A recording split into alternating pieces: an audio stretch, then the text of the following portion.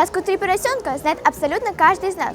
Но как же сделать так, чтобы известный сюжет заиграл новыми красками и персонажи заставили переживать за них?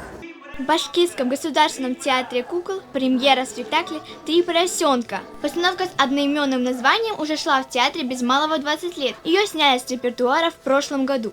И вот теперь, когда старые куклы ушли на заслуженный отдых, на службу взяли новых поросят.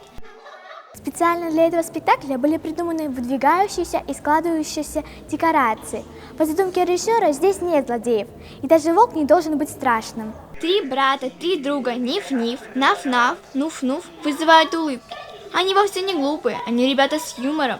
Кроме известной истории о поросятах, которые сперва спасались от волка, а потом нашли способ его победить, можно узнать много полезного, что пригодится в жизни. Спектакль «Три поросенка» создан для детей и для взрослых. Взрослые во время спектакля должны развеселиться, а дети познакомятся с правилами морали и добрососедства. Галауллина Елена, Рамазан Мусин специально для Гары новостей.